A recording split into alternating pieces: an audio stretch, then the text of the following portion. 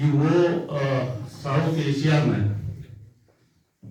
ये जो कोएलिशन है हम लोगों का, उसकी एक लीडरशिप का रोल जो है निभा रहे हैं। और ये जो लीडरशिप का रोल है, एक छोटा देश होने के बावजूद हम लोगों का जो साउथ एशिया है उसमें जो यूनिटी होनी चाहिए देशों के बीच, जनता के बीच, तमाम संगठनों के बीच जो विकसित होनी चाहिए, उसमें भारत का जो रोल होना चाहिए था, जहां से मैं आता हूं। तो हमारी जो वर्तमान सरकार है पिछले 10 साल से, उसने अपने आप को अपने तमाम पड़ोसियों से जो है अपनी नीतियों के कारण, अपने व्यवहार के कारण अपने से दूर किया है। और एक किस्म से कहिए तो अपने पड़ोसियों से भारत अभी अलगाव में है। वो उसकी विस्तारवादी हमारे शासक वर्ग की नीतियां हों, या जो है जो उसका एजेंडा है, एक फासिज्म का एजेंडा, उस एजेंडे को छुपाने के लिए, चाहे वो समाज में विभाजन को बनाए रखने के लिए एंटी पाकिस्तान, एंटी चाइना जैसा जो है एक रोल निभाता हो। तो एक तो इसलिए मैं समझता हूं कि अभी नेपाल के कॉमरेडों का और नेपाल की कम्युनिस्ट पार्टी एमाले, जिसके नेतृत्व में पहले माले थी, फिर एमाले बनी, और एक बड़ा मूवमेंट नेपाल के अंदर हुआ। नेपाल बादशाही से लोकतंत्र की तरफ बढ़ा, और एक बड़ी उम्मीद तो पूरे एशिया ब्लॉक को नेपाल के कॉमरेडों से थी। एक बड़ी ताकत बनकर के आप लोग आए, सत्ता में भी आए, नेपाल भी कुछ बदलता हुआ दिखा, और हम उम्मीद करते हैं कि आने वाले समय में जैसा पिछले दौर में हुआ था कि नेपाल के कम्युनिस्ट एक सबसे बड़ी पार्टी बनकर 2/3 बहुमत के साथ यहाँ के सत्ता पर पहुंचे थे, फिर पहुंचेंगे, ये हमारी उम्मीद है। और ये दक्षिण एशिया को जो है तमाम लोगों की भी ये उम्मीद है। आज जब हम लोग यहाँ बात कर रहे हैं, मैं सुबह 9 बजे से ही देख रहा हूँ कि भारत में तमाम इंडस्ट्रीज में, तमाम उद्योगों में स्ट्राइक चल रही है, बहुत सारे सेक्टर में स्ट्राइक चल रही है, ग्रामीण भारत बंद है। सुबह 8 बजे से ही मंडियों में न तो आड़ती गए हैं, न कोई किसान गए हैं, और बहुत जबरदस्त आज जो है हमारा जो आंदोलन है, जो किसान आंदोलन, जिस ऐतिहासिक किसान आंदोलन की सब चर्चा करते हैं, वो संयुक्त किसान मोर्चे के नेतृत्व में चलता है,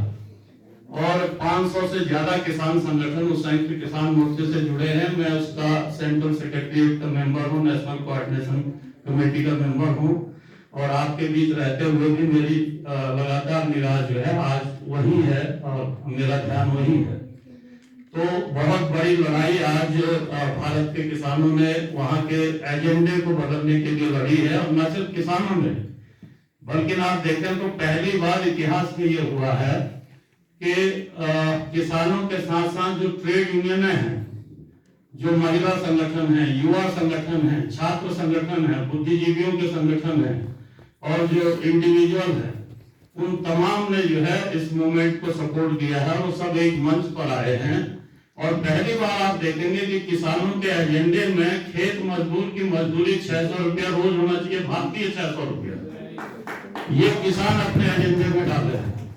पहली बार किसान कह रहे हैं कि भाई न्यूनतम मजदूरी भारत का रुपया 26,000 रुपया होना चाहिए,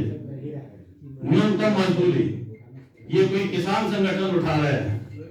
तो ये जो बदलाव आया है भारत की राजनीति में, एक तरफ आप देखेंगे कि राम के नाम पर जो हमारा गणतंत्र दिवस है, उससे पहले उस गणतंत्र दिवस की बात को भूल जाएं, और एक नया वहां हिंदू राष्ट्र बनाने का जो एजेंडा चल रहा है वो स्टेब्लिश हो जाए। उसके लिए 22 जनवरी चुनी गई, लेकिन उस 22 जनवरी के उस एजेंडे को मजदूरों, किसानों के पूरे मूवमेंट ने फ्यूज कर दिया। 26 जनवरी को 484 जिलों में ट्रैक्टर वाहन मार्च निकाला किसानों ने, मजदूरों ने। उसके बाद मजदूर किसानों के एजेंडे को सामने लाए, और आज जो भारत बंद है, आज जो वहां हड़ताल है, उसने जो है पूरी तरीके से भारत की राजनीति में चुनाव से पहले इस एजेंडे को चेंज करने की तरफ भारत की राजनीति को बढ़ाया। तो ये सारी जो स्थितियां बनी है वहां पर, ये जो कृषि संकट के खिलाफ एक बड़ा मूवमेंट भारत के अंदर हुआ, ये उसका नतीजा था। और आपको मैं बताना चाहता हूं कि जो 3 कृषि कानून थे, इस कृषि संकट से भारत को उबारने के नाम पर जिन 3 कृषि कानूनों को लाया जा रहा था, वो एक कृषि कानून थी जो कि हमारी खेती कॉन्ट्रैक्ट खेती के नाम पर कॉर्पोरेट के हाथ में चली जाए। दूसरा, हमारा जो खाद्यान्न का भंडार है, वो खाद्यान्न का भंडार जो अभी तक वहाँ FCI सरकारी गोदामों में रहता है, सरकार की एजेंसियां जिसको संरक्षित रखती हैं, वो वहां से खत्म होकर कॉर्पोरेट के हाथ में चला जाए। और अन्न का खुदरा जो बाजार है, खुदरा जो व्यापार है, वो भी कॉर्पोरेट के हाथ में चला जाए। तो इस खतरे को भारत के किसानों ने भांपा और इस खतरे के खिलाफ जो है कि ये हमारी फूड सिक्योरिटी पर हमला है। जैसे आप लोगों ने अपने संविधान में फूड सिक्योरिटी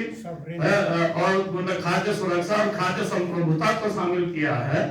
हम लोगों ने भारत के किसानों ने इसको अपनी खाद्य सुरक्षा और अपने खाद्य संप्रभुता पर हमला बताया,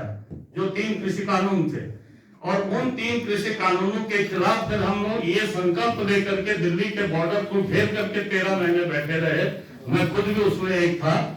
हम लोगों ने ये शपथ ले ली थी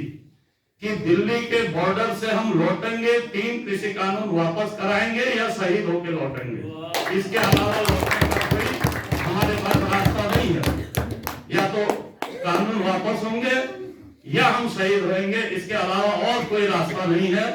13 महीने हम जमे रहे और जब सरकार को लगा कि अब ये किसान वाकई, हम लोगों ने नारा दे दिया था कि 24 के चुनाव तक देखेंगे हम इसी बॉर्डर पर, 24 के चुनाव में तुमको हरा करके यहाँ से लौटेंगे। तो अंततः सरकार को वापस लेना पड़ा। तो ये जो कृषि संकट है, उस कृषि संकट में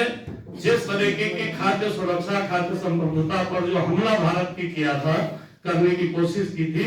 उसके खिलाफ भारत के किसानों का ये